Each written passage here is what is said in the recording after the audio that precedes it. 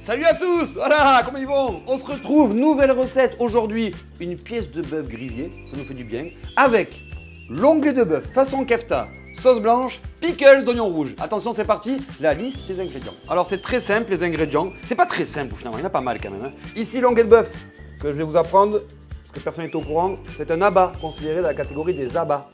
Il y a des cuisiniers qui sont même pas au courant de ça.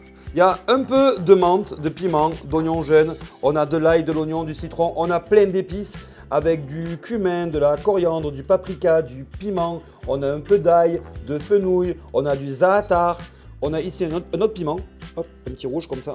On a du sucre évidemment, on a du vinaigre, on a de l'eau, on a du yaourt à la grecque, on a de l'huile d'olive et c'est parti, on y va, attention. La recette. Alors vous allez me dire, attention, mais façon kefta, qu'est-ce que ça veut dire? Normalement, c'est des boulettes, vous savez, boulettes de veau, boulettes de bœuf, boulettes d'agneau, avec des épices à l'intérieur. Ici, c'est simplement façon kefta. Ça veut dire qu'on va garder la viande comme ça, entière, pas hachée, mais on va la faire mariner dans une marinade au goût kefta. Il est pas bête, hein? Allez, c'est parti, première étape, la marinade. Donc, on va mettre à l'intérieur de l'ail en poudre dans un mortier. On va ajouter des graines de fenouil, on va ajouter du cumin, on va ajouter du zaatar, on va ajouter du paprika fumé, on va ajouter du paprika doux, un peu de piment. On y va quoi, on met pas mal d'épices kefta. Au mortier, on va broyer tout ça. Ensuite, dans un récipient assez plat, un plat à gratin, je mets les épices. J'ajoute de l'huile neutre à moitié, une autre moitié d'huile d'olive. Je mets tout ça à mariner et je mets ma viande à l'intérieur au moins 10-15 minutes. Je la retourne, 10-15 minutes chaque côté, donc une demi-heure en tout, avant de griller ma viande. Deuxième étape de la recette, avant de griller la viande, on va réaliser la sauce blanche, comme au kebab. Alors pour la sauce blanche, rien de plus simple, vous avez votre yaourt à la grecque de près, vous récupérez quelques feuilles de menthe et vous allez la ciseler la menthe, comme ça, gentiment, attention, on fait attention, pas trop noir. La menthe, hop, vous la mettez à l'intérieur du yaourt à la grecque, on va l'assaisonner avec un peu de zaatar. On va ciseler aussi, hacher de l'ail qu'on met aussi à l'intérieur. On met un tout petit peu de jus de citron jaune. On met de l'huile d'olive.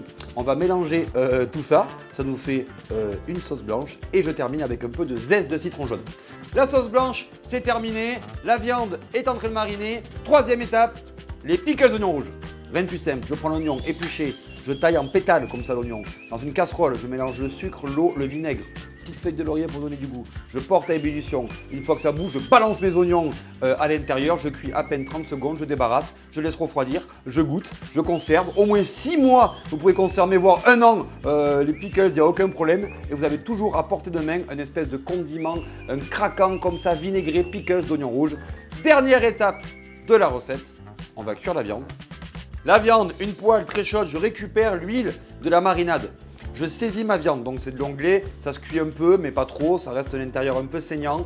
On cuit de tous les côtés. Pour le dressage, je mets une grosse cuillère de sauce blanche en base, je mets ma viande par-dessus, je rajoute un peu de sauce blanche, je mets de l'oignon frit pour amener le croquant, des pickles d'oignons rouges. On termine avec une petite fleur de sel et on déguste et on se régale.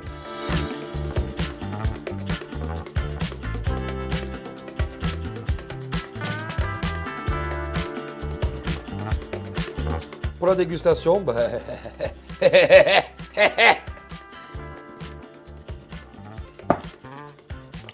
c'est bon. On se retrouve une prochaine fois pour une prochaine recette. Ciao les copains!